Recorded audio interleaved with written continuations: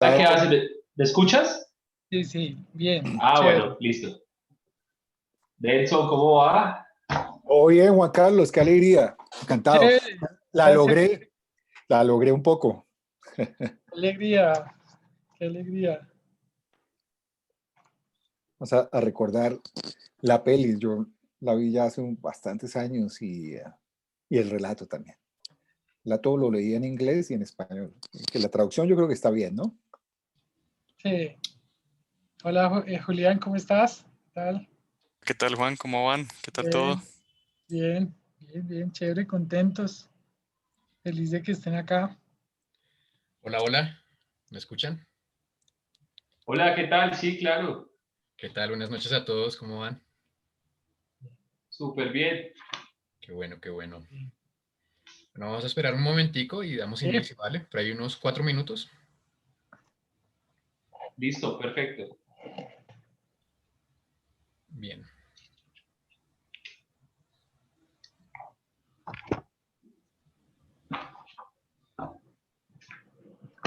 Hoy contamos aquí con la presencia de Nelson, que parece que gusta mucho de la obra de Chiang y de esta película y es conocedor de la ciencia ficción, ¿no?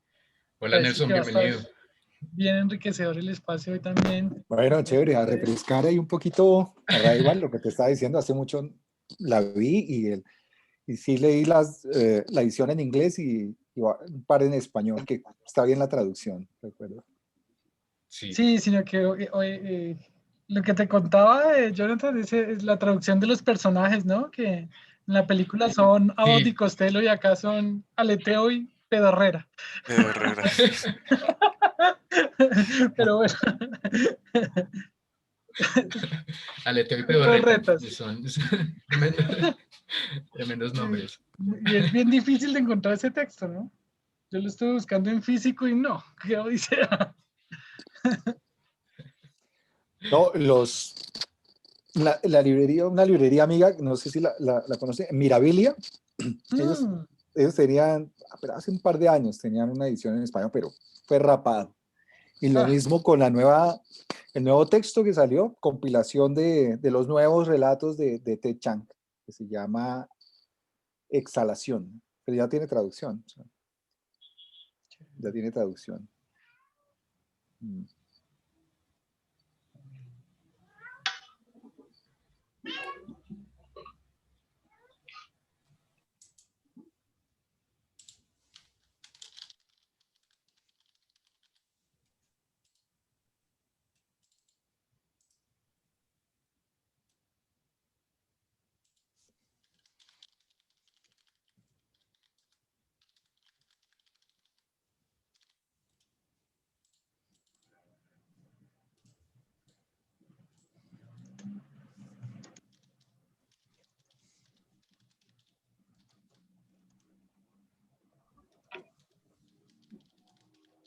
Oiga, Juan, le quedó muy bonito esa foto ahí en púrpura.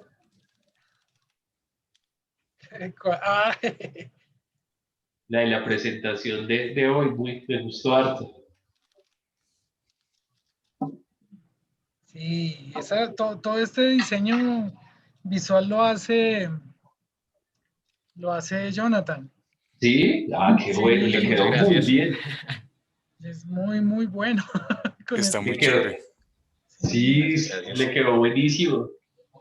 Bien, así se va a quedar la portada de su libro, Andrés. ¡Qué maravilla! Eso quiero verlo, hermano, de Yo creo que ya verdad. la otra semana te envío pues unos bocetos, unos borradores para que los pilles. Listo, listo, de una, chévere.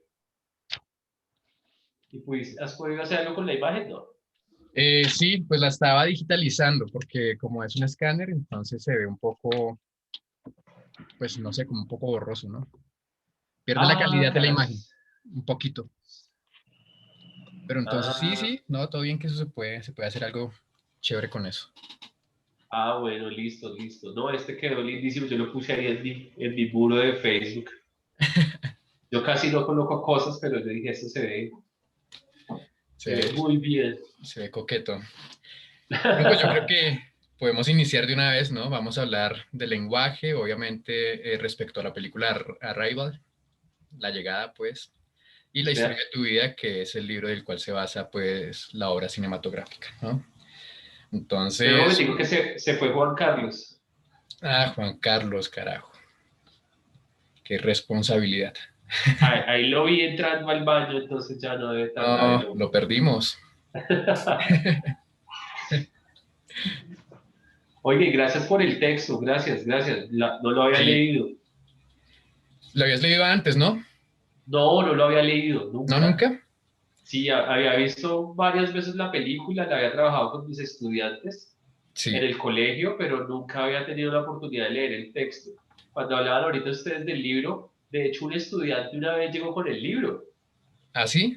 Sí, súper bonito. Y yo, uy, pues, pucha, se lo levantó. O sea que algo se hizo, algo se va haciendo ahí con esas Sí. sesiones. Bien, qué bueno. Entonces, vamos a dar inicio al lenguaje en la llegada, la historia de tu vida. Y bueno, aquí la película y el texto exploran el lenguaje como una herramienta, ¿verdad? Una herramienta que influencia en la estructuración del pensamiento, ¿no? De la mente y que por lo mismo, pues, cambia la percepción de muchos aspectos de la vida, ¿no? Como la percepción del mundo y la percepción del otro, ¿verdad?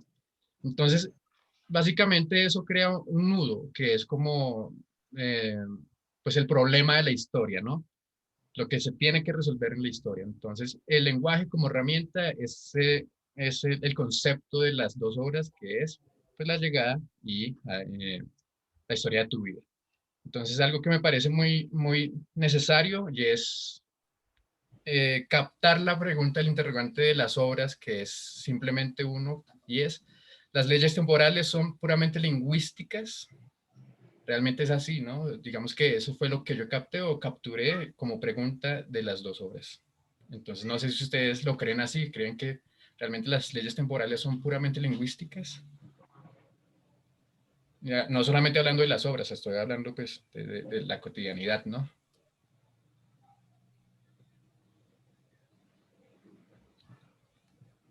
Entonces, no sé si quieren aportar algo al respecto de esta pregunta. Yo pregunto cómo es la dinámica, como soy el nuevo del asunto.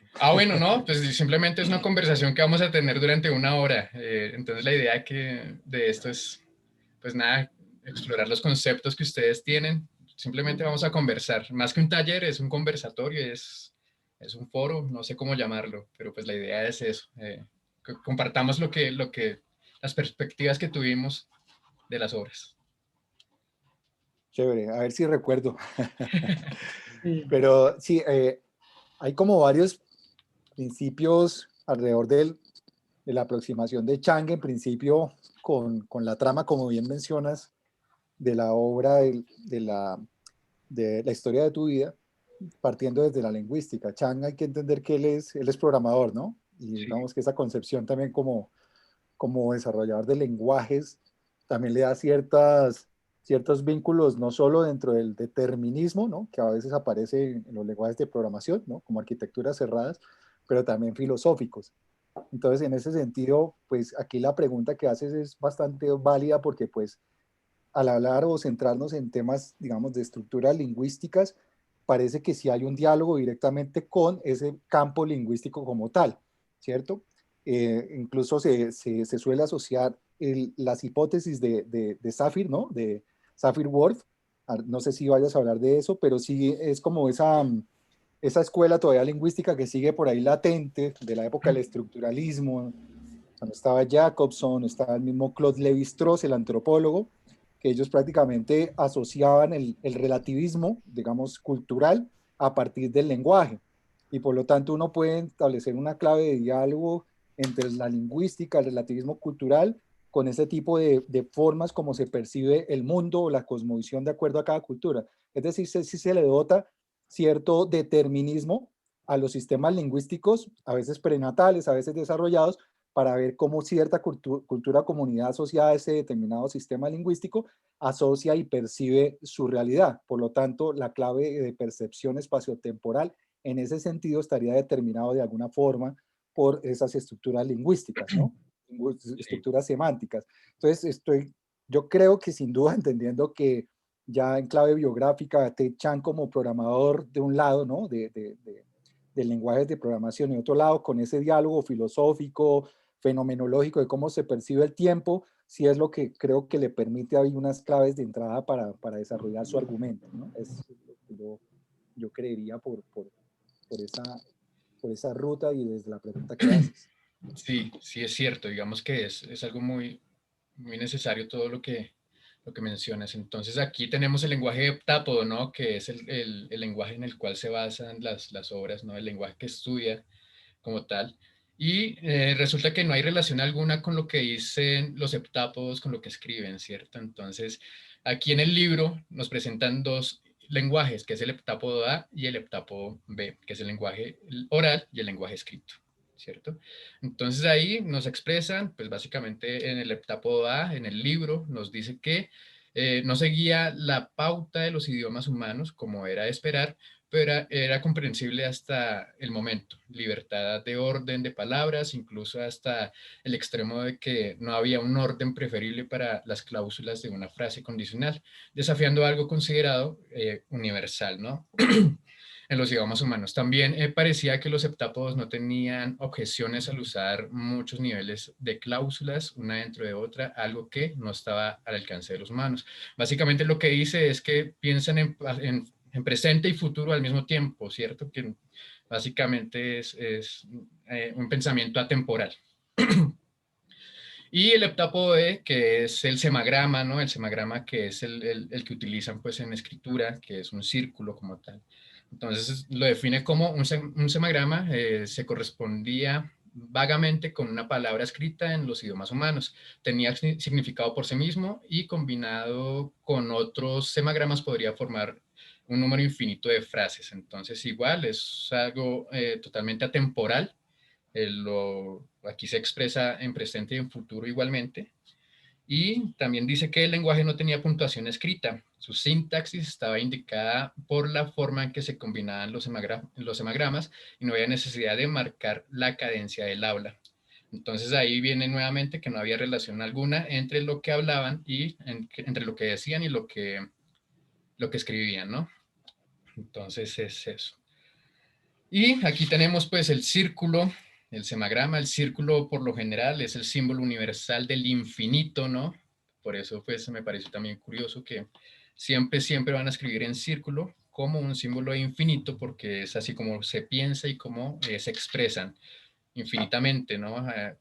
Tanto, bueno, básicamente incluyen todo, incluyen presente, futuro, incluyen sujeto, verbo, complemento, todo está ahí al mismo tiempo. Entonces el círculo representa esa infinidad, el infinito como tal de lo que están observando, de lo que pues están pensando realmente, ¿cierto?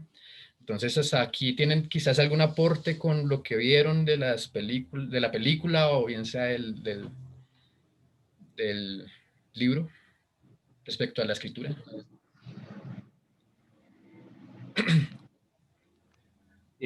Buenas noches. Pues muchas cosas surgen allí, ¿no? Es decir, pues la primera impresión, cuando yo vi por primera vez la película, pues la vi mal. La vi de una manera secuencial, ¿sí?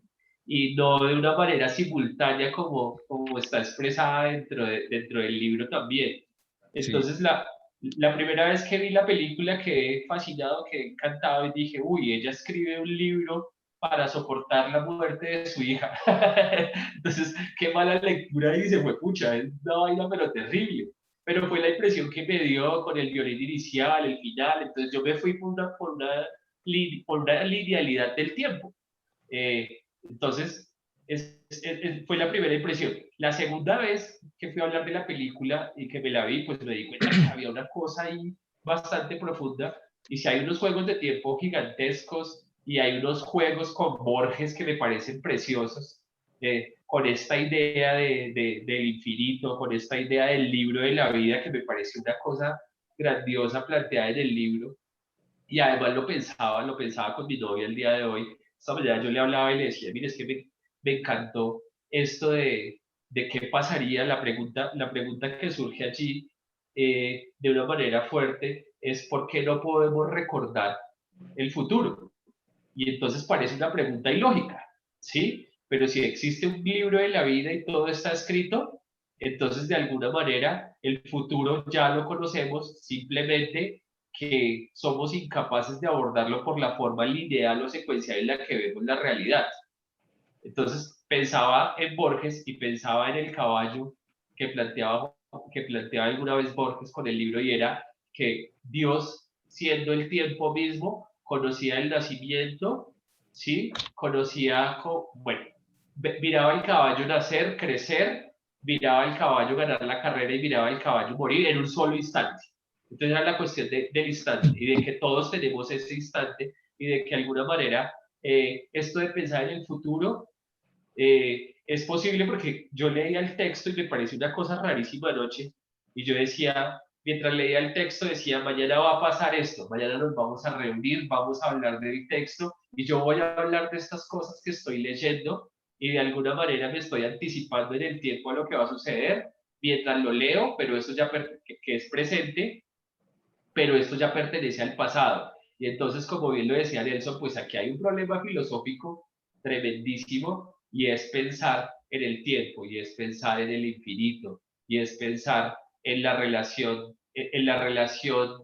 no caótica, sino armónica del universo, y en cómo de alguna manera todo está en este entramado del tiempo, que San Agustín va de alguna manera a decir las confesiones, que si a uno le pregunta qué es el tiempo, y debe contestarlo, no sabe qué es el tiempo, pero si nadie se lo pregunta, sabe qué es, porque es algo que pertenece, es algo a lo que pertenecemos, es la materia en la que estamos hechos, va a decir Borges, ¿no? ¿Qué es el tiempo? Pues es la materia en la que estamos hechos.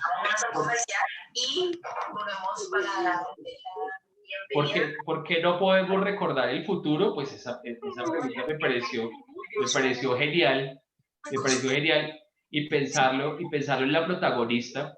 llamada telefónica. Perdón, hay una interferencia. Y Hassan, porfa, ¿puedes cerrar el micrófono? Y cuando miraba nuevamente la película, hoy la miré otra vez en la mañana, y yo decía, es increíble esto que se presenta del lenguaje, y el lenguaje como algo performático, como una representación, ¿sí? Y las palabras te amo. Listo, y mi te hermano, odio, ya están hablando del lenguaje performático como una representación, ya estoy Sí, listo, perfecto. Bienvenido, Oscar. ¿sí? Y el Gracias. lenguaje, y Perdón, las palabras te amo y te odio que expresa la niña son palabras que tienen significado en la acción de la representación de la niña, y no en las palabras como una cuestión fonética. Y entonces de alguna manera los etnópodos empiezan a mostrar eso, y yo dije, pucha, espérese un momento, porque tenemos que mirarlo de una manera más cuidadosa. Y pensaba en esta relación cuando ella le estaba leyendo el libro, y decía, si ya conoces la historia, ¿para qué quieres que la lea? Y ella decía, porque quiero escucharla. Y entonces me acordaba de otra película, El imaginario del doctor Parnassus, estos monjes que están siempre contando la historia y que piensan que si la historia se deja de contar, entonces el mundo se acaba, pero simplemente el mundo sigue y se cuentan nuevas historias, siempre hay alguien contando nuevas historias, y la acción sigue transcurriendo y el tiempo sigue allí, independientemente de que exista alguien para comprobarlo, para decir que existe. Pero de alguna manera todos empezamos a pensar en qué es esto, qué es el tiempo, qué es esta sustancia de la que estoy hecho, qué es esto que de alguna manera termina mostrándome de dónde vengo y hacia dónde voy a ir. Dice al final de la película, a pesar de conocer el viaje y a dónde nos lleva, yo lo acepto, lo celebro y lo recibo con gusto a cada momento. Es una de las cosas que me parece más hermosas de la película, y es, ella sabe todo lo que va a pasar, pero aún así decide que su hija viva, y a pesar de que sabe que va a morir, decide que esos momentos de vida, que esa felicidad que se le va a dar, que esos momentos de tristeza deben vivirse. Y entonces, Nelson, la sesión pasada hablábamos del destino, ¿sí? Y hablábamos del oráculo.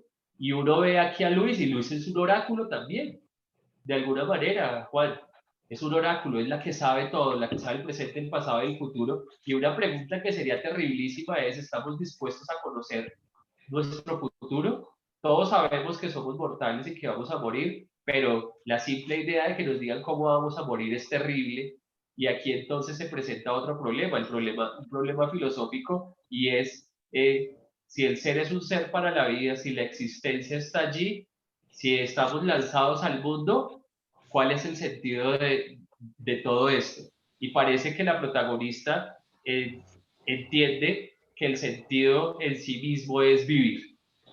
Y pensaba en alguien, yo decía, pero es tremendo pensar que ella trae una hija que va a morir, ¿sí? Ella sabe que su hija va a morir y es tremendo pensar en eso, pero aún así decide que no es la muerte, sino la vida antes de la muerte y lo que vale la pena y lo que hay que reconocer y por lo que hay que seguir dando la vida. Y entonces, pucha, no, disculpen, me extendí mucho y empecé a No, divagar como tranquilo, siempre, está pero muy es, bien. Hay algo que me parece muy interesante lo que has dicho y es el albedrío, ¿cierto?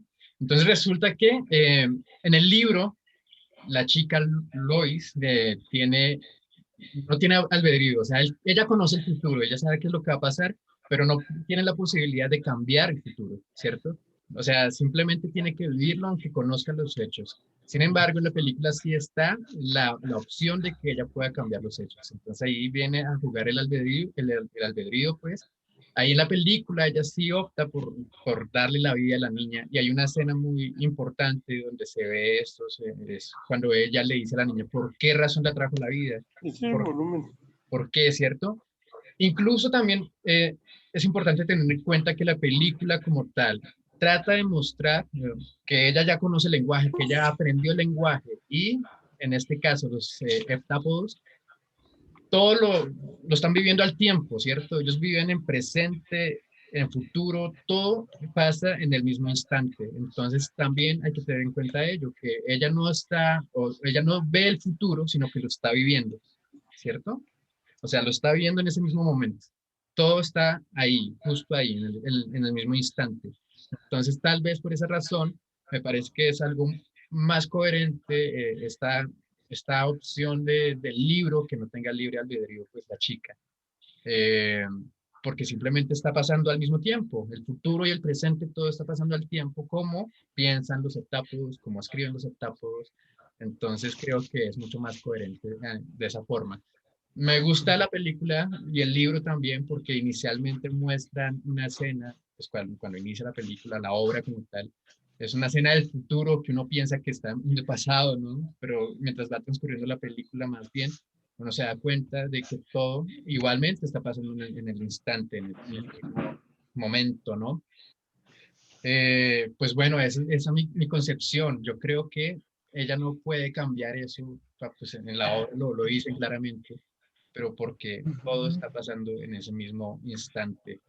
Eh, es Y, básicamente, Perdón, me parece también muy importante y es que el lenguaje no representa una función o no representa cómo funcionan las cosas, sino que a través del lenguaje humano se construye el funcionamiento de esas cosas, ¿cierto? Entonces el lenguaje es lo que causa algún hecho, ¿sí? Entonces no sé si también lo perciben así, porque yo creo que es algo muy coherente que pase así. Digamos que si los heptápodos lo piensan y su escritura está basada en eso, en que todo el futuro y el presente son un mismo instante, pues seguramente la obra también lo quiere plantear de esa forma, ¿no? Y por eso pues es creo, inevitable. creo que definitivamente el conocimiento del lenguaje es el que otorga ese don, ¿no? Y en eso me parece que la película tiene un gran acierto porque considero que el libro tiene cierto alcance, pero digamos todo lo que logra la película con toda esta narración de lo que pasa con el general Shang, toda esa intervención entre el presente y el futuro, es un acierto pues memorable. Yo leía algo que puede ser muy especulativo, me gustaría si alguien me lo pudiera, digamos, confirmar, si sabe algo al respecto. Y es que, bueno, y a propósito de la sesión pasada que hablamos de Homero, en sus narraciones, Homero, digamos, describe el cielo como broncíneo, incluso con otro tipo de colores, ocres, amarillos, en fin. No hay ningún momento en que Homero nombre al cielo azul. y según algunos estudiosos de la cultura griega, piensan que eso se debe a que el azul no era conocido por ellos. La palabra azul y el color azul no era comprendido dentro de su forma de ver las cosas. Y eso me lleva a otro ejemplo que vi en una película que se llama What the Bleep Do We Know, que digamos que expone muchos temas frente a la física cuántica, la neurociencia, los alcances del cerebro, que me parece muy interesante. Y es una especulación, lo digo de especulación porque siempre me parece que cuesta creerlo, y es que los indígenas no se pudieron defender de los españoles porque simplemente no conocían las carabelas, no conocían las barcas en las que venían, porque no estaba configurado ni dentro de su lenguaje, ni dentro de su forma de pensar ni de ver. Entonces simplemente como que miraban al horizonte y no veían las carabelas porque para ellos no existían. Entonces, tampoco, repito, estaba dentro de su lenguaje. Entonces me gustaría que lo confirmáramos, pero entonces eso va a esta idea de que Lewis no conocía este lenguaje, y el conocimiento de este lenguaje es lo que le permite esa apertura del tiempo, ¿no? Como tú bien señalas y como señalan todos, en él todo el tiempo está yuxtapuesto, ¿no? Esto es de las cosas que me parecen más interesantes, sobre todo en la película, es que uno cree que está viendo flashbacks, ¿no? Acostumbrado, digamos, como a esta forma de narración que van mucho con esto de flashbacks y fast forwards. Y no, aquí todo está realmente yuxtapuesto, ¿no? Y vemos también cómo está muy bien cohesionado el discurso a partir de la lingüística, ¿no? Porque si vemos hay unas premisas ahí muy interesantes que sobre todo se pueden entender mucho mejor con la lectura del cuento, y es la forma en que está estructurado el lenguaje mismo, ¿no? Quisiera resaltar para eso, digamos, esta propiedad curiosa que se describe en el libro, que dependiendo de la forma en cómo esté orientado el grafo, cambia su sentido, ¿no? Eso es interesantísimo. Digamos que si una A está orientada hacia la derecha, ya no sería una A, sino que sería otra cosa más allá que la A, ¿no? Eso me parece muy interesante. Hay otra cosa, y es que cada grafo, si se pudiera pensar en términos de palabra, cada palabra de esa oración que conforma el grafo está presente en muchas otras partes de la misma oración sin tener que escribirse dos o tres o tantas veces, ¿no? Es decir, que una misma parte configura muchas veces el todo. Es decir, que están jugando con esa idea desde de lo infinito, de, de todos esos tiempos yuxtapuestos a partir del lenguaje mismo, ¿no? Y eso me parece un acierto impresionante, conforme a lo que pensaba, a lo que decía Nelson hace un rato, la mente de Ted Chiang, ¿no? Estamos hablando que él él escribía manuales de programación, ¿no? O sea, era una persona como absolutamente metódica en la construcción de sus libros, que eran meramente técnicos, pero se ve aquí en esto, ¿no? Porque es como una premisa de ficción sumamente ingeniosa, pero que se ve ese método de elaboración científico bien riguroso, ¿no?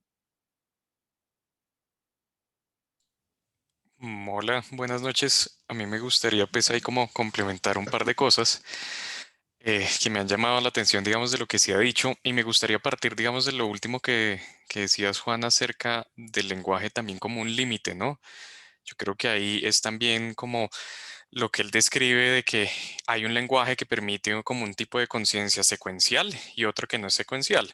Y en ese sentido me parece que es muy al lugar, digamos, como entender incluso eso desde la pregunta que viene al contexto, pues como de toda esta parte de los militares y es constantemente estar preguntando qué es lo que quieren. ¿Quieren conquistar? ¿Quieren guerra? ¿Quieren comercio? Y estar Lois todo el tiempo diciendo, oiga, un segundo, porque es que ni siquiera sabemos si ellos entienden qué es comercio, ¿no? Pero es nuevamente esta idea de que a partir de lo que somos, de nuestro lenguaje y nuestra historia, todo el tiempo estaríamos limitados a concebir del otro lo que ya conocemos, ¿no? No podemos salirnos de esas estructuras y pensar que ellos quieren algo distinto. Entonces, ese sería un primer punto.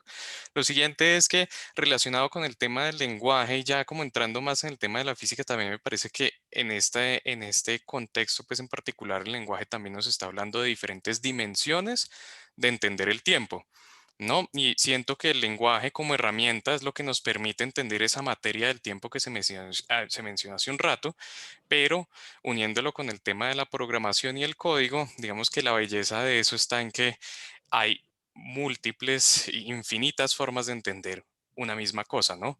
Y en ese sentido, la programación, yo creo que, pues, yéndonos como a este tema más de quién es Ted Chiang, habla mucho de eso y es que podemos constantemente estar formulando soluciones o formas de entender un evento del mundo desde múltiples perspectivas. Sin embargo, esta forma de lenguaje nos va a dividir entre, pues por lo menos en el texto, entre si estamos en un mundo secuencial o no secuencial, ¿no? Y finalmente, algo que también me parecía muy interesante relacionado con el tema de la libertad que se habló hace un momento, eh, yo creo que ahí el tema clave es cuando en el libro dicen que el problema de la libertad no es relevante cuando estamos pensando en un tiempo que no es secuencial. Y no es relevante para mí porque si el tiempo no es secuencial, quiere decir que realmente pasado y futuro es como una capa, ¿no? Sobrepuesta. Está ocurriendo en el mismo momento, en el mismo instante. Es decir, que en esencia somos tanto pasado como futuro y ahí es donde siento yo que el tema de la libertad o de cambiar de decisión no es relevante porque todo ya está haciendo. Eso sería como lo que había pensado. Sí, es cierto, digamos que todo está ocurriendo en el mismo espacio temporal, ¿cierto? El futuro y el presente están en el mismo espacio, en el mismo punto. Claramente el cine y la literatura son una forma de expresión, es una forma del lenguaje, ¿no? Entonces, ¿cómo lo ve la gente del común cuando cuando va a ver la película y demás? ¿Qué concepto o qué tipo de información capta a partir de la película? ¿No? De ver la película, porque o sea, claramente la película tuvo más alcance, ¿no? Entonces ahí empiezan a aplicar conceptos sociales que también son importantísimos de explorar. Conceptos como el por qué dar vida a sabiendas de que alguien va a morir, ¿no? Y va a morir pronto.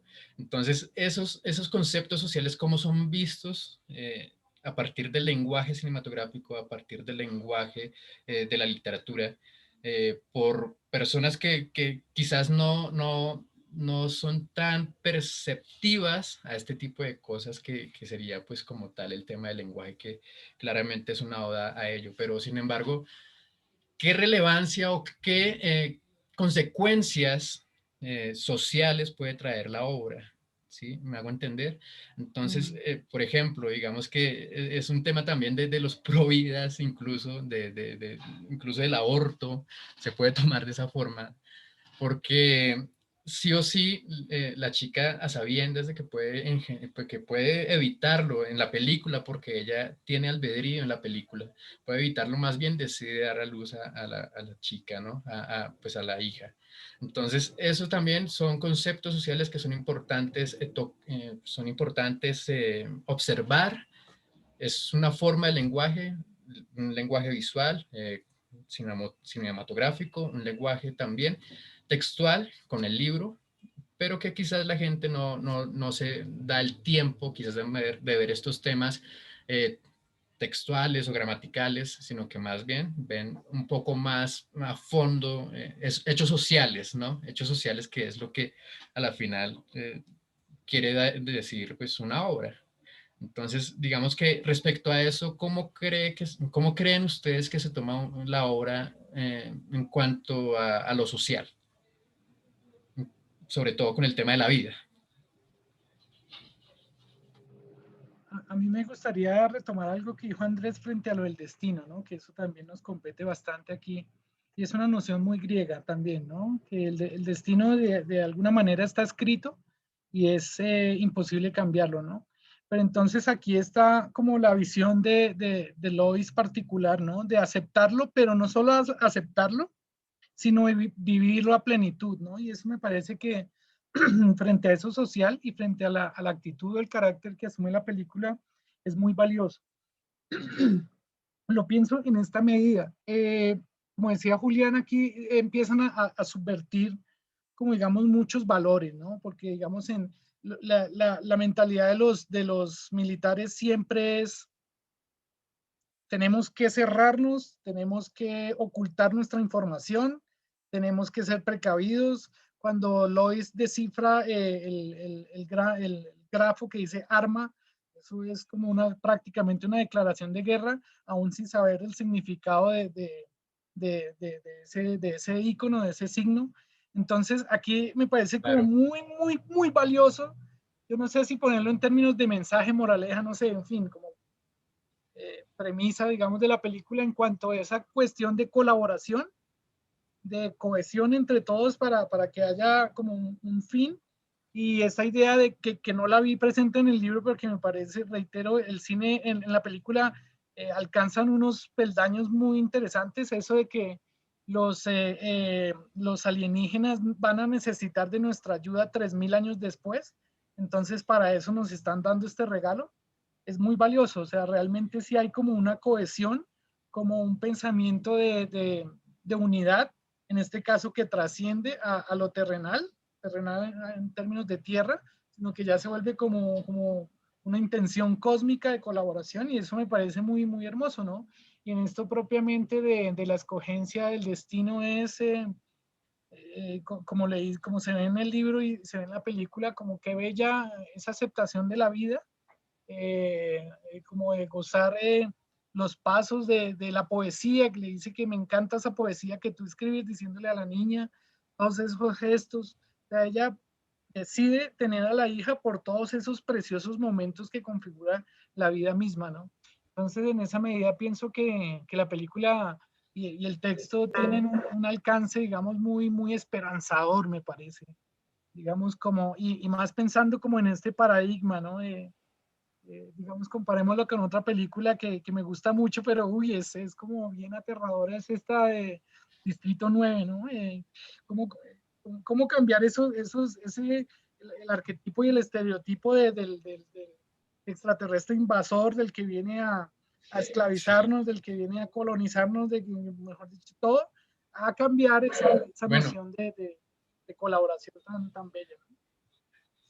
sin embargo, tú hablas de estereotipos y creo que sí hay estereotipos hablando de que los rusos y los chinos son los primeros que atacan, ¿no? Son los violentos. Entonces ahí están estereotipando, ¿no? Y sin embargo, el americano, el norteamericano es quien salva la patria, Sí. quien salva todo. Entonces, obviamente es una forma de estereotiparlo y, y bueno, sí, obviamente nosotros llegamos y tenemos contacto con los alienígenas y tal, pero sin embargo sí hay estereotipos en esa medida, ¿no? Entonces, también me parece muy curioso porque, pues bueno, al fin y al cabo casi que todas las películas americanas hacen eso, ¿no? Estereotipar de una u otra forma. No, y la Eso en película, cuanto, perdón, no. Y la dime. película, pues la película de todas maneras, pues es comercial, ¿sí? Pero dentro de lo comercial que puede hacer la película, sí genera mucha discusión, sí genera debate. Y sin ser lingüista, sin ser filósofo, sin ser nada de eso, tú puedes pensar que es el lenguaje, ¿sí? Que es un idioma, porque surge la pregunta de una manera pues inmediata, y es si pensar, si tener una lengua distinta, o si tratar de comprender una lengua es a la vez asumir una forma de pensamiento distinto. ¿Cómo nos configura esto? ¿Cómo nos configura acercarnos a alguien más? Una de las cosas que tiene el libro y la película empieza con esa pregunta de ¿quieres tener un bebé? ¿Sí? ¿Quieres hacer un bebé? Que me parece una cosa lindísima. El libro se llama La historia de tu vida y está escrito siempre en esa tercera persona, y escribe en esa tercera persona, y el libro está para escribirle dos momentos importantes. Es La llegada, segunda señor. persona, ¿no? Segunda Ah, persona. perdón, Por segunda eso persona. se llama La historia de tu vida y es una Perdón, clave segunda de persona. análisis chévere que podemos hablarla, ¿no? Ya a Pero en nivel futuro, sí. narrativo, el uso ya, digamos, literario de Ted Chiang, que vale la pena también Sí, hablar y discutir sobre sus formas de escritura, ¿no? Sí, perdón. Y aparece esta escritura, ¿sí? Y aparece siempre refiriéndose ya como lo hablaban ahorita muy bien, aparecen refiriéndose a lo que va a pasar, a lo que está pasando, a lo que pasó en un mismo tiempo, como lo hablábamos la semana pasada, cuando decíamos en este libro occidental que dice Dios dijo hágase y en ese momento, pues entonces uno dice ¿en qué tiempo está? ¿En qué tiempo está esta oración? ¿O cómo nos representamos esta oración? ¿O cómo pensamos esta oración? Entonces, yo pensaba en la película y yo decía, pues sí, la película es comercial y tiene un final que puede ser esperanzador, el arma que tiene que ver con el lenguaje o el regalo que tiene que ver con el lenguaje de todas maneras es una unión, pero pues eso no tiene nada de malo. O sea, ¿por qué le tenemos tanta vaina a los finales felices o por qué le tenemos esa cuestión a que nos deje de alguna manera algo para la esperanza? La esperanza no como un concepto negativo, sino la esperanza como algo positivo desde el lenguaje mismo coloquial. Entonces yo decía, pues a mí me impresionó mucho el libro y me impresionó la forma como aborda el lenguaje. En la película también es el lenguaje y también es qué es lo que se nos presenta allí, ¿sí? ¿Cómo es que se nos presenta ese lenguaje y cuál es el regalo y por qué es el tiempo? Porque el lenguaje hace unas alteraciones del tiempo y uno como espectador piensa en esa alteración. Por eso yo digo, mi primera lectura fue terrible. ¿Por qué? Pues porque lo tomé de una manera muy afectiva, porque pensé en mis hijas, porque pensé en la muerte, porque estuve pensando en otras cosas. En la película se presenta como una enfermedad, ¿no? Y Luis le dice a la niña, o se habla de imparable, y es imparable la enfermedad que tiene ella, pero es imparable el destino o lo que va a ocasionar que la niña llegue hasta allí, que Luis se enamore y que pase todo lo que tenga que parar. Y entonces uno dice, pues pucha, pues de todas maneras aquí hay la ocasión para pensar. Entonces, chévere la película, que es una invitación a pensar, chévere el libro, que es una invitación a profundizar eso que uno puede estar pensando a partir de la película y que es de alguna manera abordar de, pues, chéverísimo saber de física y saber de Fermat y entender el sistema de Fermat y empezar a mirar cómo se plantea eso y cuál es la posibilidad de eso entre el lenguaje para la construcción del texto. A mí me parece eso, me parece que habría que verlo. Cuando se habla de, bueno, y cómo se ve socialmente y cómo lo ve las personas, o sea, una persona que va al cine a ver extraterrestres invasores y se encuentra con la película, finalmente ¿con qué se encuentra? Pucha, pues se encuentra con una idea del lenguaje que tal vez no se estaba preguntando, que tal vez no fue a buscar, pero que se le presenta de una manera, o sea, como que lo sacude del asiento, porque no creo que esta película no haya sido capaz de sacudir a la gente del asiento y pensar, pues pucha, pero ¿qué fue lo que pasó? Mucha gente se habrá quedado pensando, pero ¿por qué se fueron? ¿Sí? Pero porque, o sea, preguntas que uno dice pueden ser vanas, pero también son posibles, son posibilidades para empezar a generar conocimiento. Ay, Yo, Yo yo quisiera quería, solamente decir oh, una cosa más. bueno, Ay, perdón. Si quieres, dale, no, Nelson. tranquilo, Adelante. no. Ah, bueno. Yo no sé cómo estamos de tiempo, porque es que es mucho Sí, tema, ¿no? yo Sí, el solo quería profesor. agregar como una sola idea, una lectura distinta sobre el tema social, y es que a mí me evocó de ver la película como la palabra de humildad, ¿no? Como de humildad con la vida. Entender como que finalmente este tema de la libertad o no la libertad, o que si uno conoce el futuro no, es irrelevante, ¿no? Como que la vida pasa y lo que está en nosotros es, ahí sí como lo que hablaban de Lois y la hija, poderse sentar a disfrutar cada cosa que va pasando independientemente de si conozcamos que el final va a ser triste o no. Entonces a mí me generó como esta necesidad de entender con humildad la vida.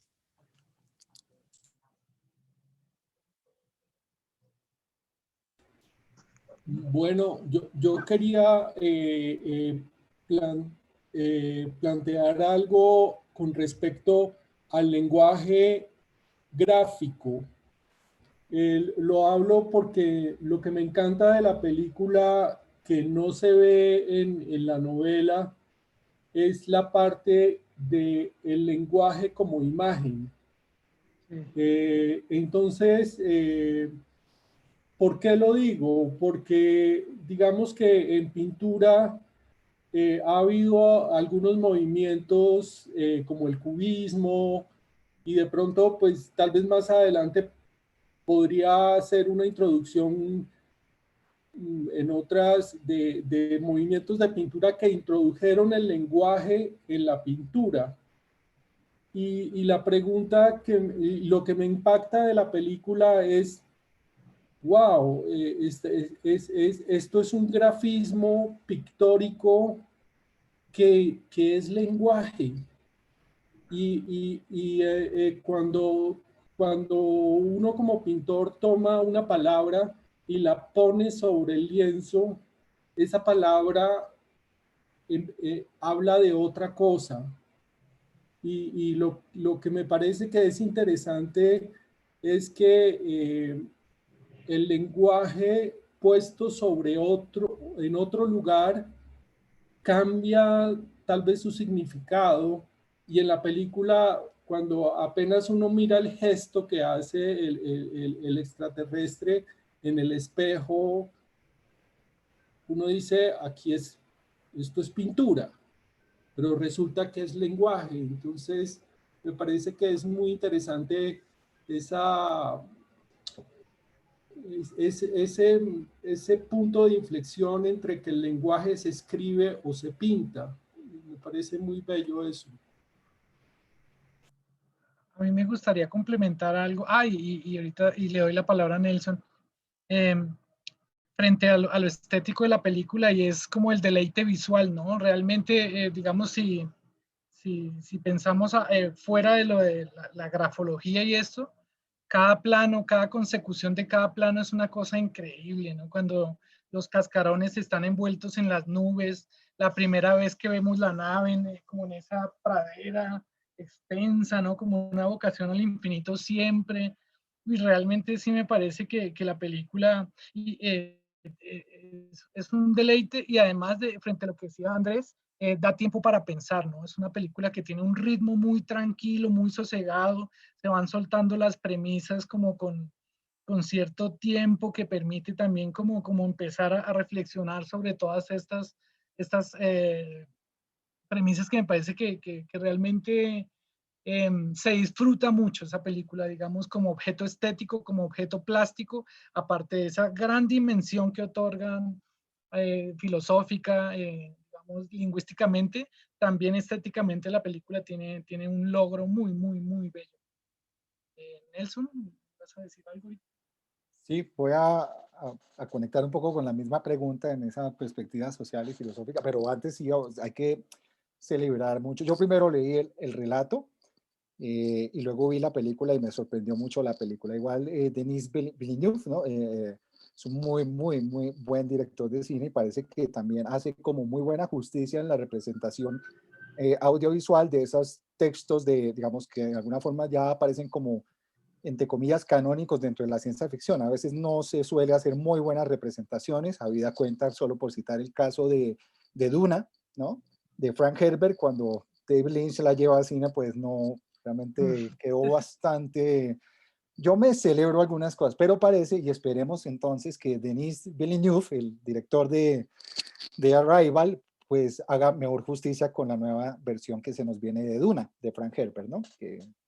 Y bueno, celebrar también, por supuesto, toda digamos, la experiencia sinestésica que nos logra dar, que no es fácil con un texto como los textos, la mayoría de los textos de Chang, en este caso también con la asociación del soundtrack, ¿no? Que contrata a este gran compositor que es su clave, que es Johan Johansson, que desafortunadamente murió hace 2 años, y bueno, realmente es una gran experiencia la película. Yo no sé cómo estamos de tiempo, porque también vale la pena hablar mucho sobre la obra de Ted Chiang como tal, como escritor, y cómo esa representación, pero de momento creo que simplemente amarlo con esa reflexión también filosófica, social, que nos representa la pregunta y el problema del lenguaje como eje estructurador y desestructurador de una narrativa que pareciera en principio lineal, pero que nos muestra todo el tiempo unas superposiciones, ¿no? De tiempo. Hay unos referentes que, aparte pues, de la clave borgesiana que ya han mencionado y que vale la pena seguir encontrando, directamente Ted Chiang como alguien que orbita o que ha bebido, digamos, del canon de la ciencia ficción, podemos encontrar también unos guiños, unos coqueteos casi que directos con unas obras que le preceden. A saber, hay una obra muy importante de un escritor afroamericano llamado Samuel R. Delany, no sé si algunos lo tienen por asociación, y él tiene una obra de los años 69, si mal no Póngale la recuerdo, que se llama tranca. La Tranca, entonces, de Babel 19, se llama La Novela, se la recomiendo muchísimo, y Samuel R. Delany efectivamente plantea justamente su argumento en esta magnífica obra también del canon de la ciencia ficción alrededor del poder del lenguaje, en este caso una suerte de arma, ¿cierto? También que permite el determinismo que para quien logre tener ese lenguaje de programación llamado Babel 17, se llama La Novela, ¿sí? Y hay otra referencia que no quiero dejar pasar, y es una obra que también se lleva a cine, no recuerdo exactamente el año, creo que es del año, es de un escritor llamado Stanislaw Lem, no sé si algunos lo tienen por referencia, que también es bastante borgesiano, es desde la New Wave, que es una suerte de nuevo paradigma en la ciencia ficción de los años 60, y ellos ya tienen un tipo de pregunta un poco más a la luz del cuestionamiento de los determinismos desde el relativismo cultural. Entonces, la pregunta, y es una obra que seguramente ustedes conocen de Stanislav Lem que se llama Solaris, ¿cierto? Que la llevó este director de cine Andrei Tarkovsky, ¿sí? Ahí hay un problema filosófico que representa esa partición de ese canon de la ciencia ficción de la segunda mitad del siglo XX, y es la pregunta por la otredad. ¿Cómo comprendemos al otro? Porque usualmente, dentro de la ciencia ficción, siempre se solía representar al otro bajo la traducción etnocéntrica del humano, si se quisiera representar a un alienígena, ¿cierto?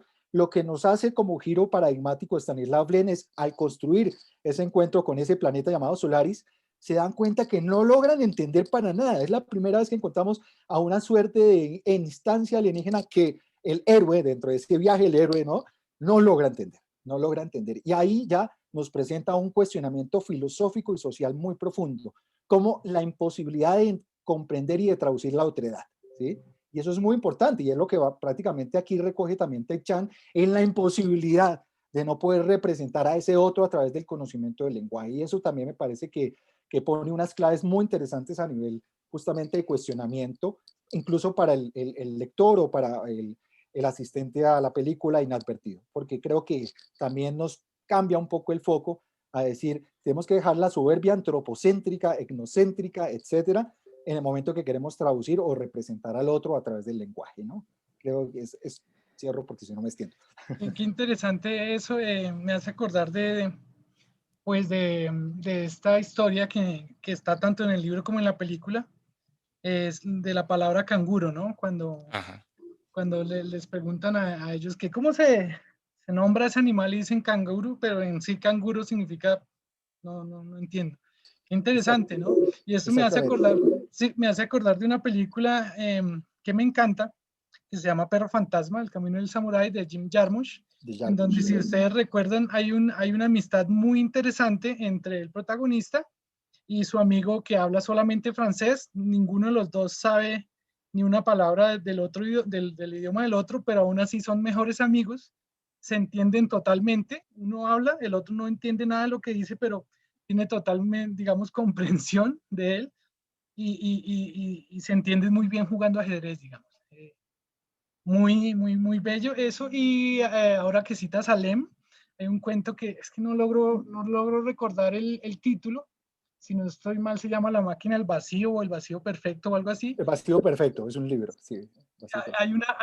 Se inventan una máquina que hace desaparecer todas las cosas que empiecen por una letra, digamos. Sí, ese relato se llama cuando se salvó el mundo, el día en que el mundo se salvó, que son un par de robots, Cartracio y Partracio, que a través del lenguaje pueden desaparecer fenomenológicamente lo que se nombre en la máquina. Sí. Es otra muy buena asociación. Lem definitivamente plantea eso, justamente.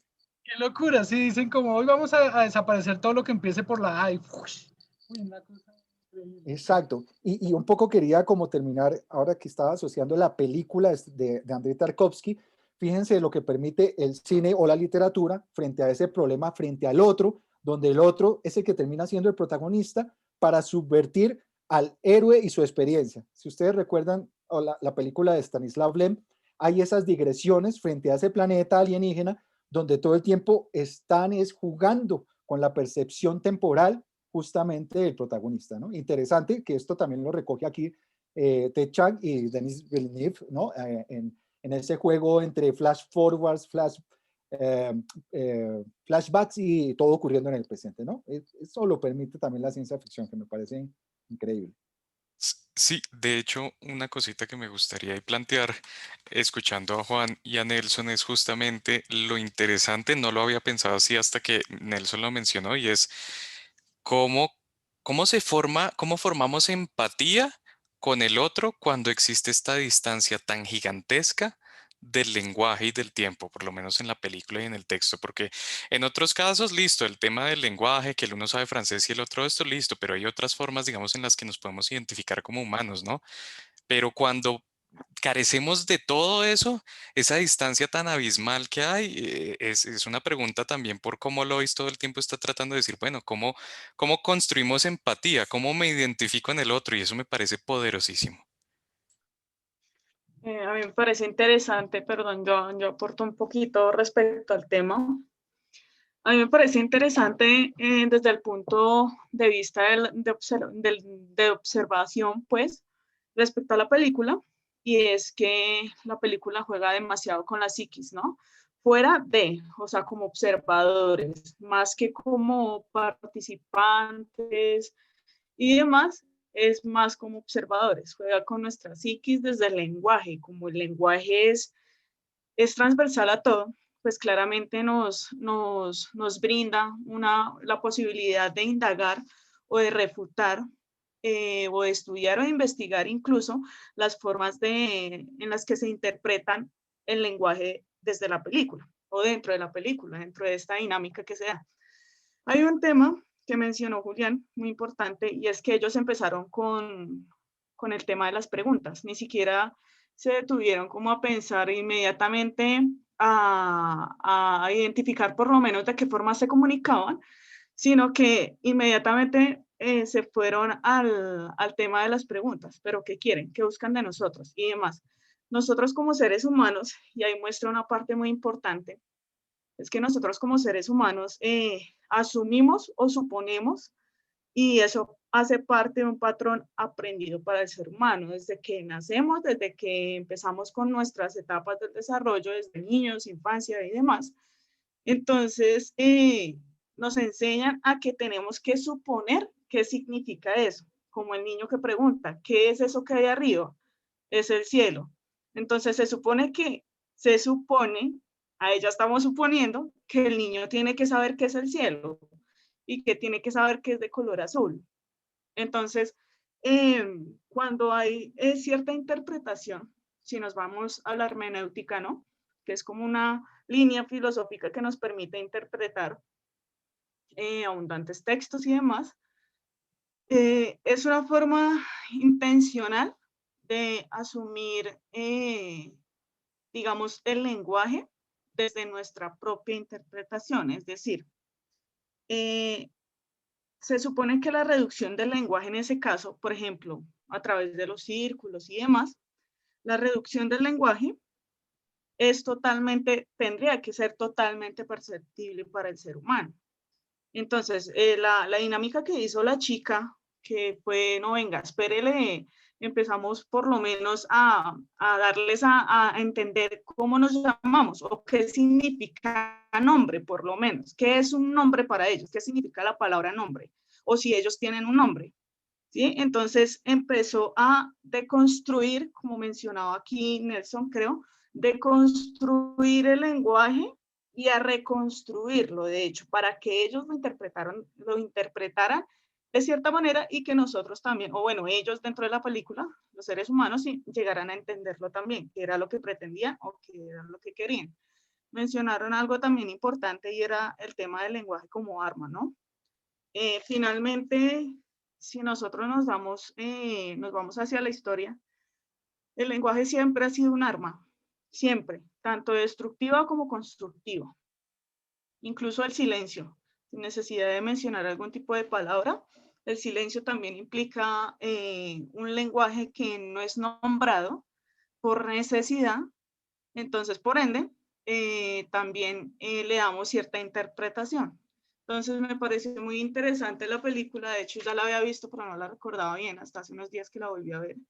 Y me parece importante nada más digamos, con la oralidad que le dieron ustedes, la interpretación, y incluso en algunos puntos de vista me pareció interesante el hecho de cómo lograba interpretar, interpretar más que todo el tema de la comunicación dentro de la película, ¿sí? De estos seres que no se espera que existan, ¿sí? Suponiendo, como siempre, que suponemos que no existen, y el momento en que nos muestran esa realidad que son existentes, pues hay una transformación de la interpretación respecto a nuestra propia comunicación. De hecho, si realmente nos estamos comunicando adecuadamente, inclusive a la hora de reducir el lenguaje para hacerlo menos complicado. Pero al momento de reducirlo también le restaríamos o invalidaríamos de cierta manera lo que es el lenguaje en sí mismo. Entonces me parece muy importante, agregando un poco más a las propuestas que ustedes tenían respecto a la película. Bien, muchas gracias por participar. Realmente es muy valioso el aporte de todos y todas. Hay algo que no se puede ignorar y obviamente es el tema de la maternidad, ¿no? Digamos que ella ya conoce el lenguaje, ¿no? Y ese lenguaje, pues, es para romper esas líneas temporales, ¿cierto? Ese lenguaje se está enseñando, se está transmitiendo. La intención es transmitir. Al fin y al cabo es un regalo que se hace a la humanidad. Entonces ese lenguaje se enseña. Siendo así, pues hay un personaje que es la hija de ella. Es el tema también maternal y demás. Ese lenguaje también lo va a aprender en algún momento, ¿no? Entonces, ¿qué va a ocurrir cuando ella se entere de la forma en que va a morir? Eso va a producir unos, pues no sé, algo, algo supremamente terrible para una niña, ¿no? Entonces, también hay que tener en cuenta eso, digamos, ¿qué va a pasar al fin y al cabo, el lenguaje es un arma, qué va a pasar con las personas que van a ser, bueno, que van a aprender esta opción de lenguaje, ¿no? Este método de lenguaje. En este caso, pues, el punto sería la maternidad, la hija, que es una niña, y que seguramente se va a transmitir, como lo digo anteriormente, ¿no?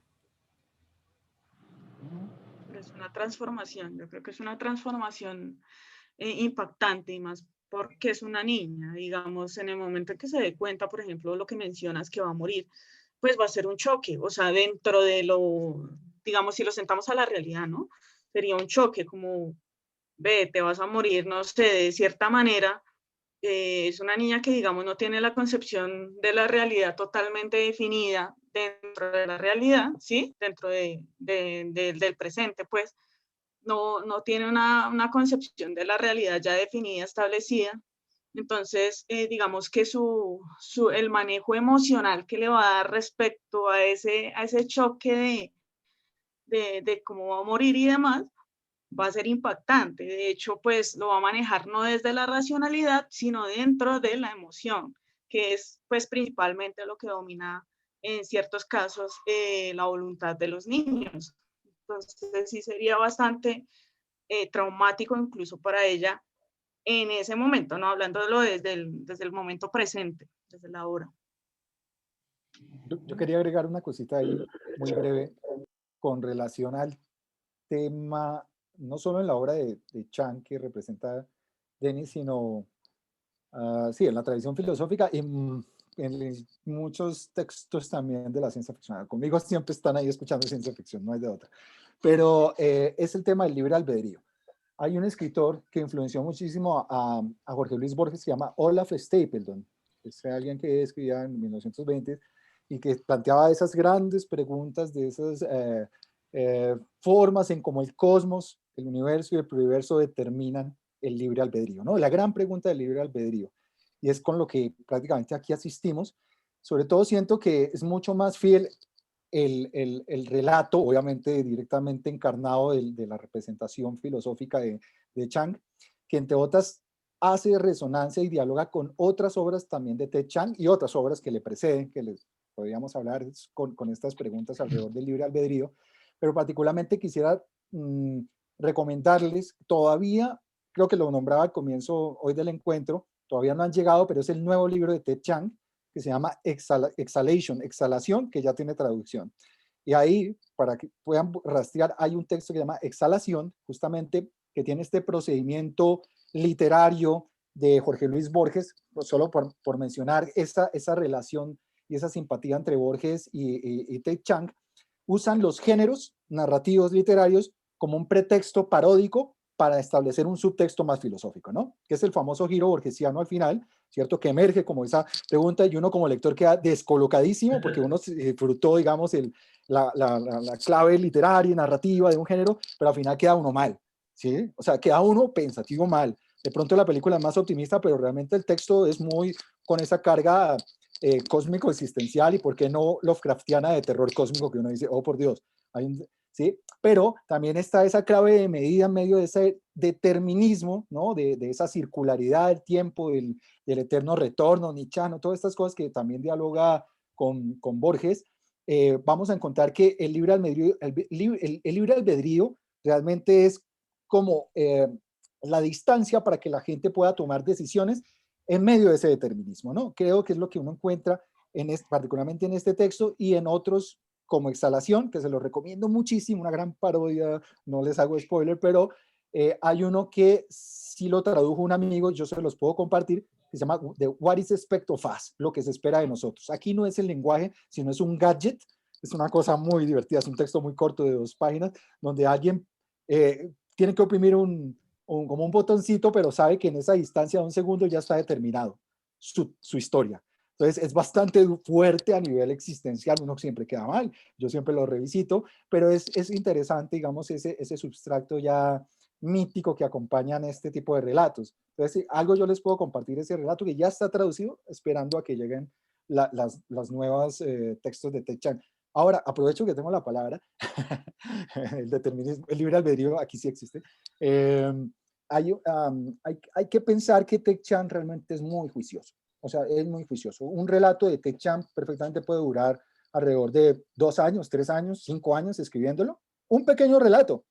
Entonces, ahí uno entiende cuál es la arquitectura y cuáles son los propósitos en medio también de, digamos, lo asombroso que puede llegar a representar un relato de Ted Chiang, ¿no?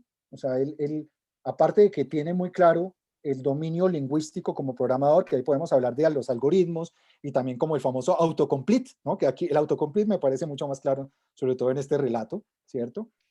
Vamos a ver también que a nivel literario, él sabe cómo también burlar un poco esa linealidad y estructura lineal como lectores occidentales habituados a ese tipo de determinismo, ¿no? Y creo que este es el caso con este relato, ¿no? Hay una burla, está escrito en tiempo presente, uno luego empieza a sospechar si estamos hablando de un flashback y luego uno va entendiendo que es un flash forward y al final que es una superposición de capas. Para eso se vale del lenguaje y la estructura narrativa, ¿no? Eso creo que es algo que es de una filigrana, de una mecánica de construir con mucho tiempo un relato como una pieza tan bien lograda como la historia de tu vida, ¿no? Cierro porque si no... Una cosita. Gracias. Muchas gracias. Jonathan, una cosita final. Es que yo estaba pensando, mientras escuchaba a Nelson, definitivamente Borges, la influencia de Borges está clarísima en el texto, ¿sí? Y también se da pinceladas ahí de alguna manera en la película. Esa influencia de Borges se mira en los espejos, en la inmortalidad, en el futuro, en esas 3 aberraciones para Borges, ¿sí? En esas 3 aberraciones para Borges. Y también se presenta el problema vuelvo al problema que habíamos planteado en la sesión pasada, y es el problema de consultar el oráculo que nunca nos dice lo que queremos escuchar o no lo podemos comprender. Y como no se comprende, esa cuestión de lo que ustedes o lo que se denomina como libre albedrío termina siendo solamente un juego en el que cae el hombre pensando que está tomando una decisión cuando no la toma. Pensaba en el libre albedrío y pensaba en el texto del otro, de Borges, ¿sí? Y Borges que se encuentra con él mismo, se encuentra a sí mismo, o bueno, tendríamos que hacer un análisis también de eso, pero decide no saber el futuro, porque le parece una cuestión aberrante, decide vivir de alguna manera porque es lo que debe hacer. Él dice, preferí no preguntarle sobre el porvenir de los libros, y bueno, y eso que ustedes ya conocen bien, y de alguna manera a Borges le espantaba la inmortalidad, le espantaban los espejos y también le espantaba esa imagen del futuro, esa cuestión de poder conocerlo, porque de alguna manera los hechos no están dados por el hombre, sino por el tiempo, que es uno de los juegos también de Borges. Pensaba en Utopía de un hombre que está cansado y yo decía, mire, si relacionamos la película, si relacionamos el texto de la historia de tu vida con el otro, con Utopía de un hombre que está cansado, empezamos a conectar otras luces, empezamos a ver otras formas dentro de la escritura de Tenchan, que no lo conocía y que les agradezco muchísimo por haberme presentado.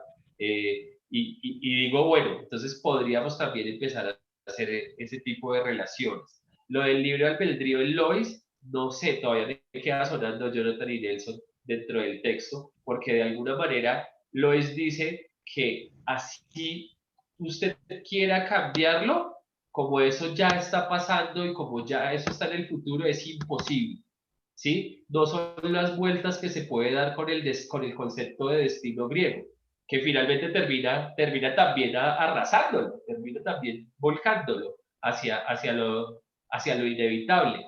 Pero aquí es como, ¿para qué cambio algo, Jonathan, si finalmente eso es así y así tiene que ser? O sea, es como, ¿quién soy yo para alterar esto? ¿Quién soy yo para alterar nuestro porvenir cuando ya es nuestro? O no sé, a mí me queda sonando esa. Pero hay algo que es interesante, es que le quita un poco, tal vez inocencia a Luis, y es cuando ella menciona el chiste que su amiga le dice, oye, tener hijos al final te van a culpar de lo que a ellos les pase.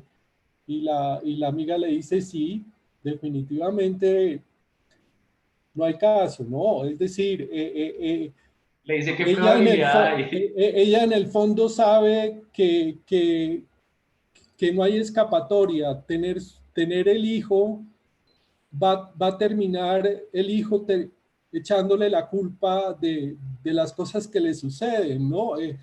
Creo que el chiste es ella antes de tener el hijo, la hija, ¿no? Pero ella lo sabe, ¿no?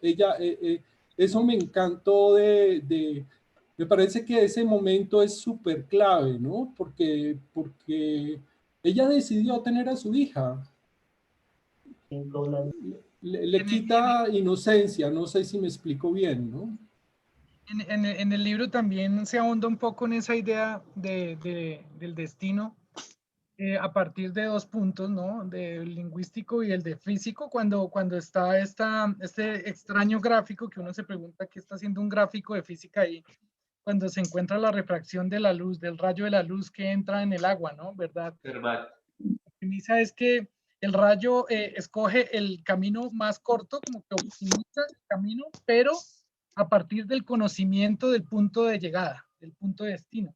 Y eso también lingüísticamente está explicado en el libro, en cuanto dicen que ellos saben exactamente como todo el espacio que debería ocupar la frase. Digamos, como uno como escritor, como, uy, voy a saber exactamente todo el espacio que me va a llevar la escritura de esta frase, y por eso entonces sé a dónde voy a llegar con la frase. Entonces está como cohesionada esa idea lingüística y física de conocer lo que va a suceder, y entonces ahí la libertad está supeditada en que mis acciones deben corresponder a lo que ya está escrito. Entonces Juan Carlos, ¿no le parece muy también mesiánico?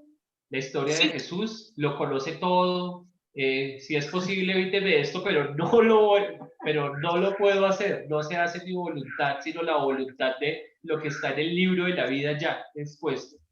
Claro, y no es fortuito, porque digamos un libro como La imitación de Cristo de Kempis es como tomar a Cristo como modelo o sea, digamos que muchos parten de la premisa para infundir lo del final del mundo, es qué tanto usted se pareció a Cristo.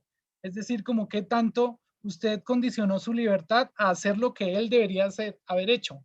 Entonces sí está como escrito ese camino de yo tengo que actuar tal como él actuó, ¿no? Entonces, claro, la idea...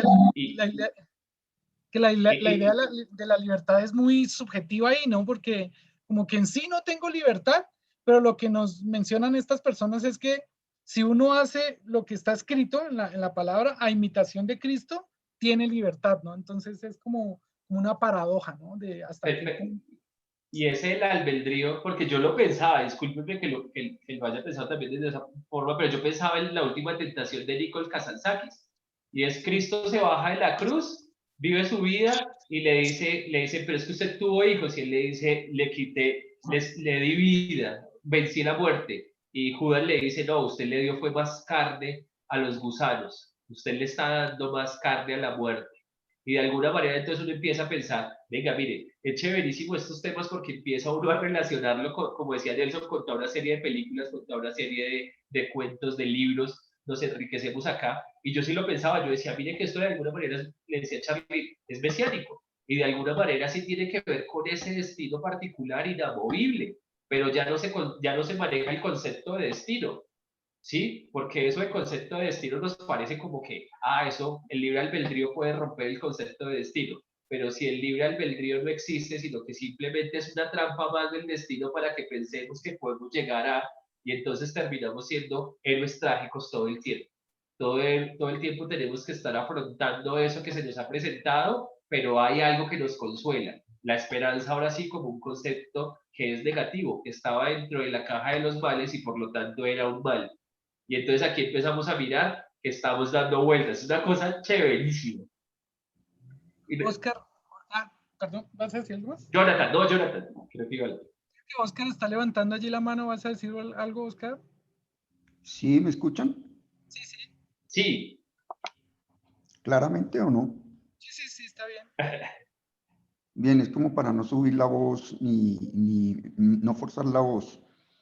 Y pues desde mis impresiones de las visiones que he hecho, que pues tampoco son ni muy profundas ni muy asiduas a las películas de Villeneuve, hablo tal vez desenfadadamente y con muchos despropósitos, y no tan lúcidamente como ustedes, planteando varios problemas, ¿sí? Cogiendo de ese campo extenso de flores y tratando de hacer un ramillete, porque pues la obra de un autor nos ofrece eso, ¿no?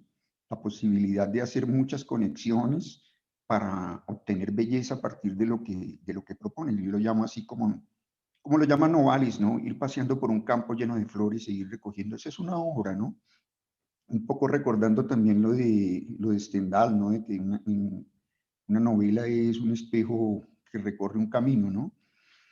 Y pues una cosa que se me ocurre en primera instancia es, digamos, en ese monólogo o especie de monólogo interior a la manera de Joyce, ya que estamos hablando del lenguaje y es preponderante, es decir, hay una primacía en las películas de Villeneuve del lenguaje sin que haya una eminencia o una supereminencia sobre la imagen. Estoy hablando del lenguaje oral, ¿sí? Sobre el lenguaje icónico, si se quiere, ¿no?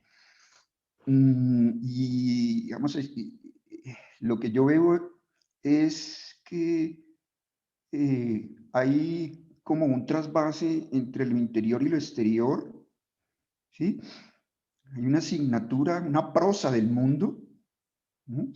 Es decir, en la medida en que eso, si uno mira toda la literatura moderna, bueno, estoy diciendo, mejor dicho, demasiado soberbio al decir todo esto, pero bueno, ¿quién le quita, no? ¿O quién le pone algo?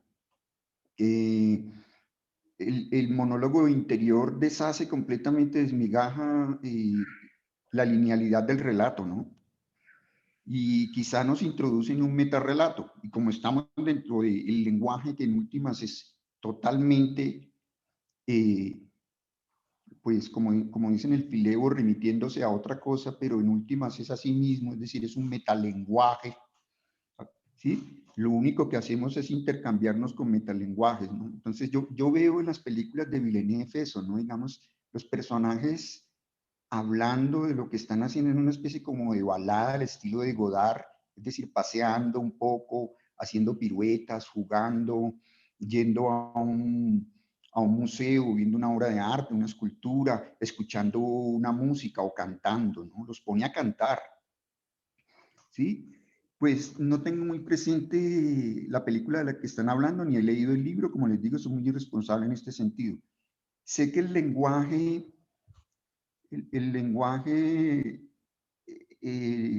pues no puede ser totalmente ostensivo, y en ese sentido, pues el lenguaje no solamente remite a una relación significado, una relación objeto-palabra o objeto-significado o significado-palabra, ¿sí? Sino que también atiende a una especie como de ritmo, y en ese sentido, pues ahí es donde veo esa membrana, ¿no? Lo que comunica el interior y el exterior. ¿Habría un lenguaje universal?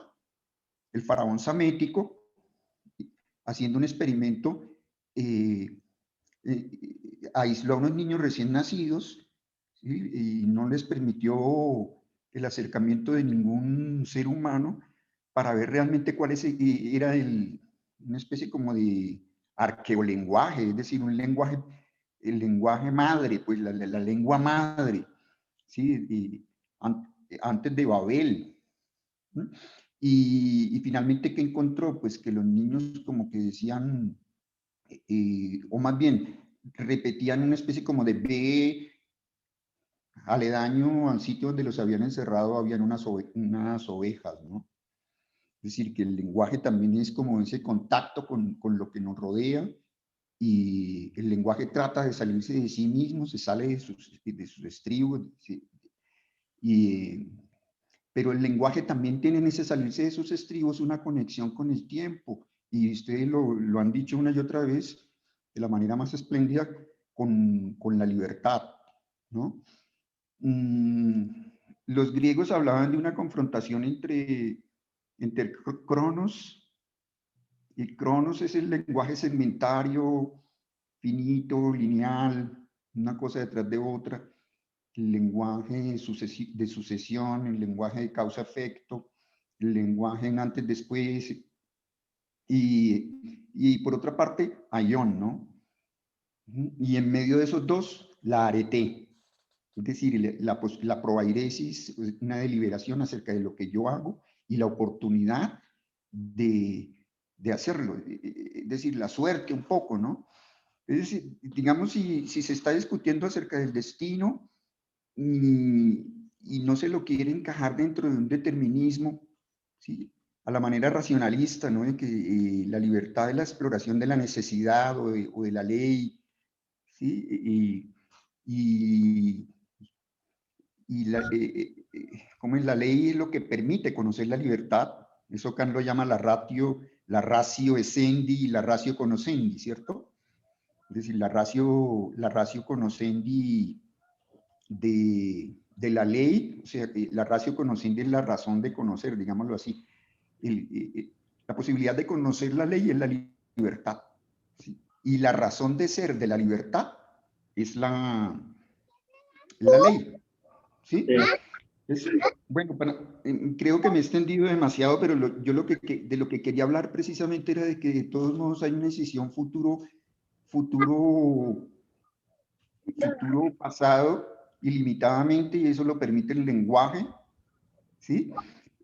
Siendo el lenguaje una invención,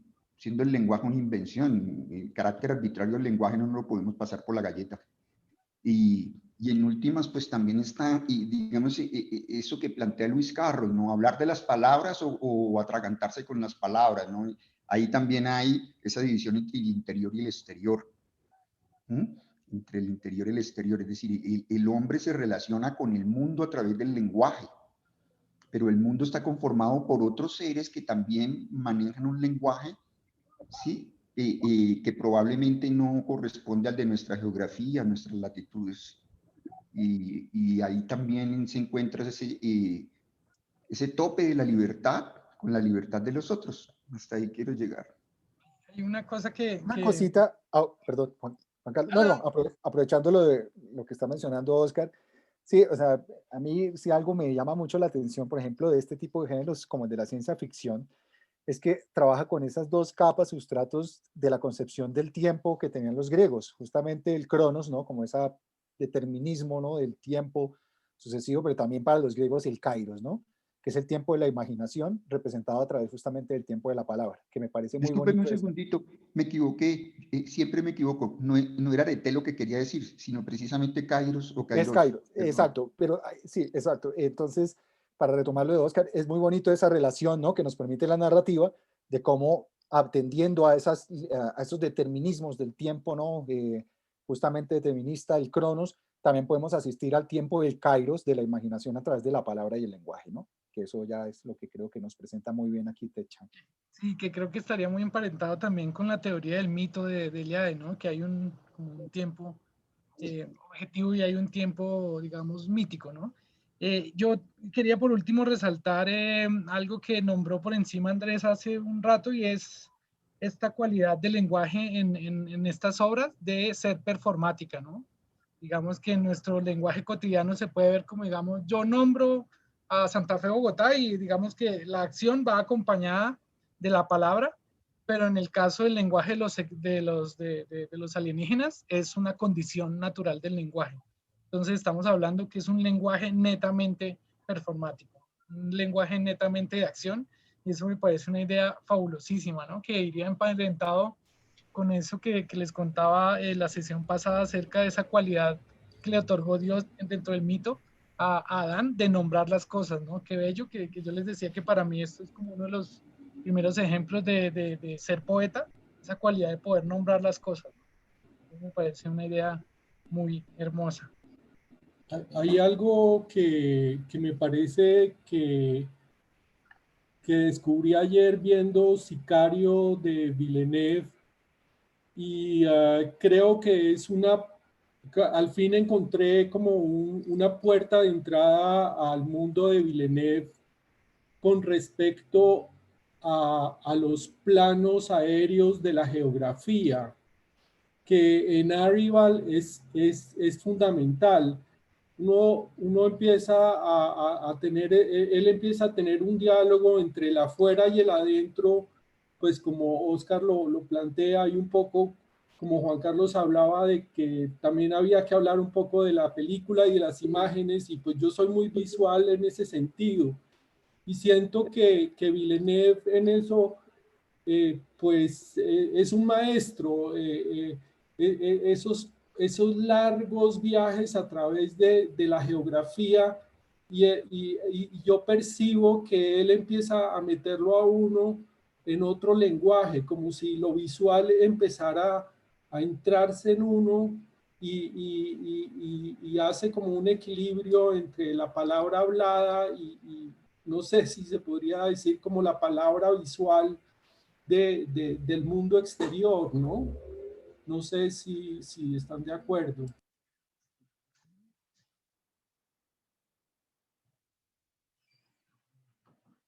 Ah, Yuri está levantando la mano, creo.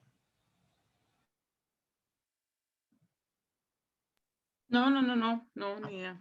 Pues yo no fui. Bueno, yo creo que sí, los conceptos son bastante claros en cuanto al tiempo, la lingüística, todo el tema de conectar con el otro es acertado, ¿no?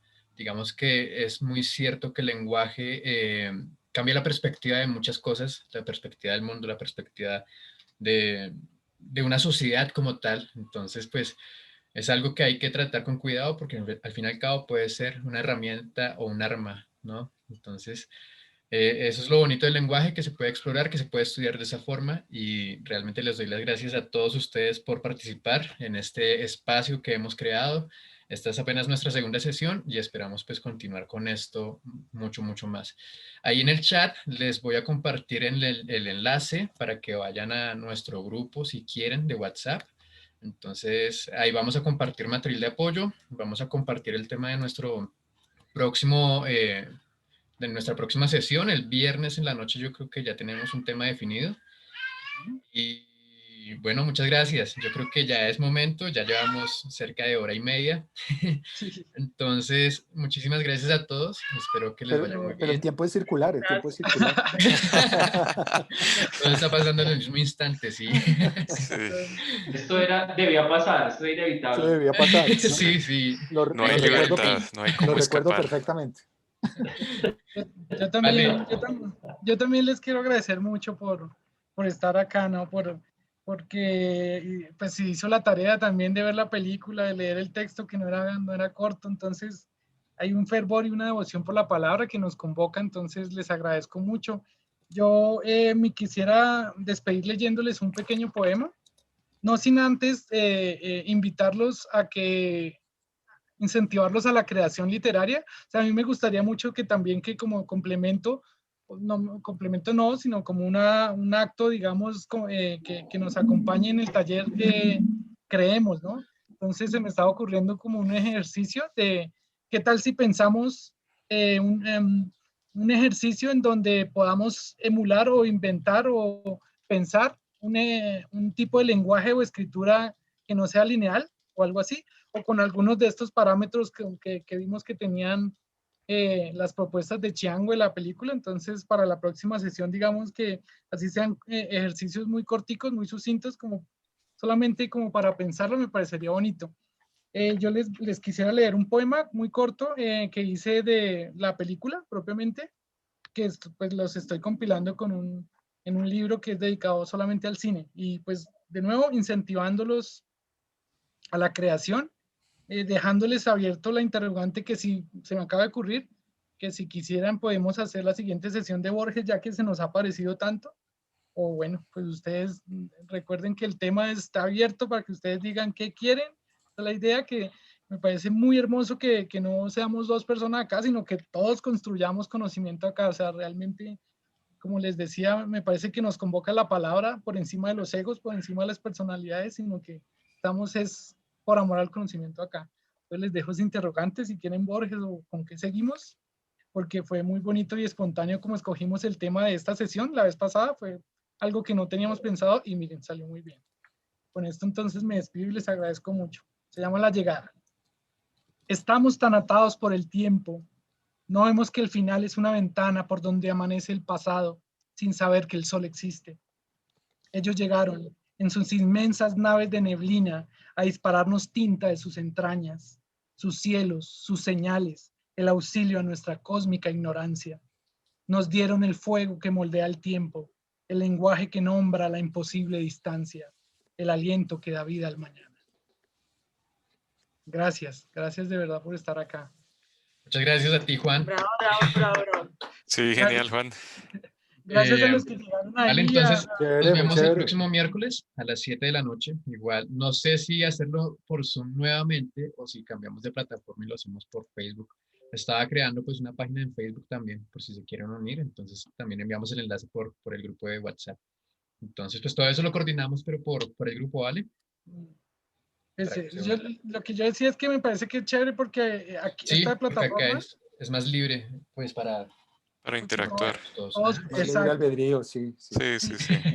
Y aprovechando que el programa ha sido misericordioso las dos veces, ¿no? Porque no nos ha cortado Sí. la sesión en la mitad, sino que nos ha ayudado todo el tiempo. Entonces, no olviden Lo unirse. que pasa es que está bueno que no lo cortan. Sí, sí. No, es que sí. Bueno, muchísimas Muchas gracias a gracias. todos y a Gracias. todas. Un Buenas abrazo. noches, que estén bien. Gracias, feliz Chao a noche. todos y a todas. Adiós. Muchas gracias. Chao, chao. Muy chévere. Gracias.